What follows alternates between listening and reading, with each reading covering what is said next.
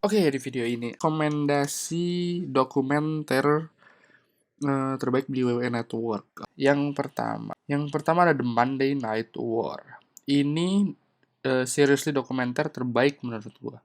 Dokumenter terbaik yang pernah dirilis sama WWE Network. Di sini ada 20 episode. Di sini sih bilangnya season 1, tapi mungkin mungkin ini cuma satu season aja ya. Ini 20 episode, ini menurut gua the best series dokumenter yang gue Network pernah keluarin. Karena ini ada sejarah-sejarahnya juga. Kita lihat previewnya.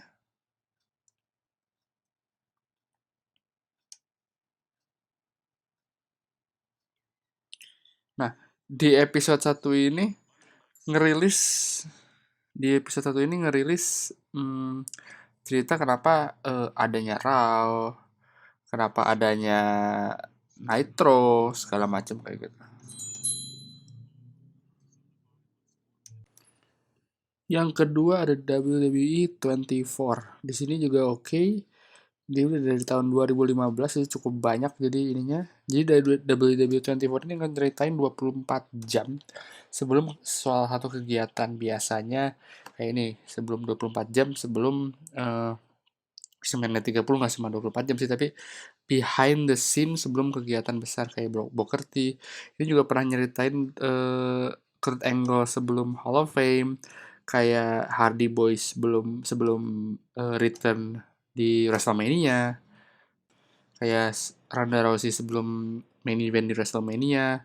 Terus rata-rata sebenarnya ini event khusus untuk sebelum WrestleMania sih. Di sini ada Goldberg sebelum WrestleMania jadi Hall of Fame, ada Kurt Angle juga di Indak, ada Finn Balor, dan ada WrestleMania Raw setelah WrestleMania ini. Ini menurut gue cukup oke. Ini bagus karena behind the scene dari sebuah kegiatan, dari sebuah event, dan behind the scene dari seorang superstar. Gimana lu lihat sebelum mereka sebelum mereka masuk ke acara. Selanjutnya ada The Day Off. Nah, jadi ada, kalau tadi behind the scene sesuatu yang besar, ini juga sama, The Day Off. Jadi kayak The Day Off ini udah dari 2017, jadi hari dimana behind the scene-nya sama seperti W24, cuman ini lebih lebih luas. Kayak kalau biasanya tuh event-event besar kayak WrestleMania, Raw setelah WrestleMania, Royal Rumble, Hall of Fame. Kalau ini kayak day off-nya, saya kayak TLC sebelum ini.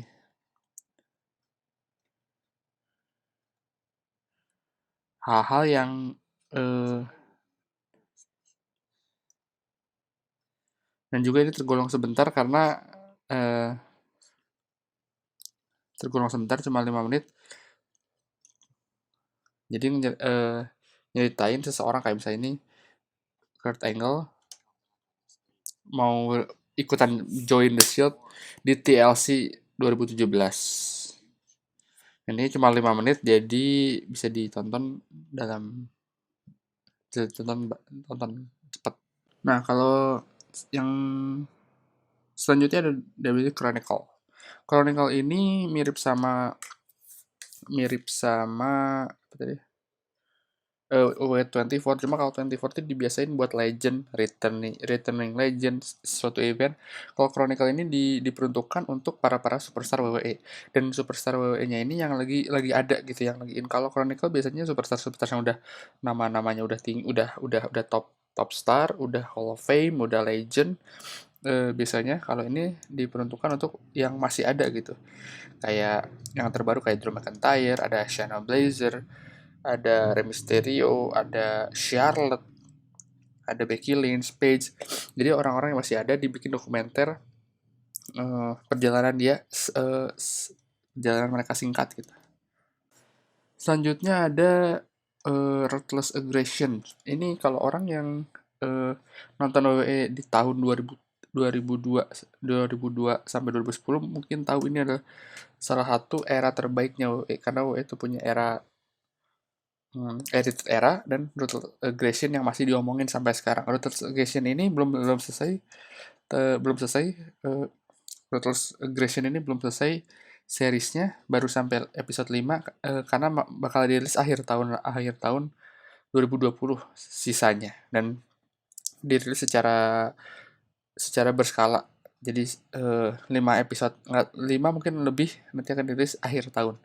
Dan Ruthless Aggression ini lu bakalan tahu gimana perpindahan dari Attitude Era, dan di mana dari ada Stone Cold, ada The Rock, ada Stone Cold, ada The Rock, perpindahan dari mereka semua ke eranya Brock Lesnar, John Cena, Batista, Randy Orton. Dari sini kelihatan banget superstar-superstar yang mulai-mulai punya nama dari mid card, kayak Edge, gimana dia struggle dari tag team jadi single, dan ada Eddie Guerrero. Kalau mungkin Chris Benoit nggak bunuh diri, mungkin di sini ceritain juga, karena Chris Benoit salah satu orang yang berperan penting di Ruthless Aggression. Gimana ada Brock Lesnar, gimana John Cena, gimana struggle-nya John Cena dari dia bukan siapa-siapa, dari dia debutnya wah banget sampai mm, debutnya wah banget sampai dia nggak tahu arahnya mau kemana. Dan ini salah satu rekomendasi yang bagus. Tapi ini sayangnya belum belum belum beres. Dan itu rekomendasi dokumenter yang ada, yang original WWE Network. Dan gue juga mau ngerekomendasiin Undertaker The Last Ride. Katanya ini ada 5 episode tapi belum beres, baru episode 3. Dan gue akan ngasih review tentang Undertaker Last Ride ini karena gue udah nonton episode 1 dan episode 2-nya. Ini menurut gue terbaik banget. Selama ini gue penonton dokumenter WWE dari gue kecil, dari tahun 2000-an gue nonton dokumenter WWE, dan gak pernah satupun ada dokumenter yang ngebahas tentang kehidupan Undertaker. Dan ini ngebahas tentang kehidupan Undertaker, dan ini keren banget menurut gue. Ini gue bakal bikin videonya sendiri. Oke, gitu aja. Sampai ketemu di Bincang Wrestling minggu depan.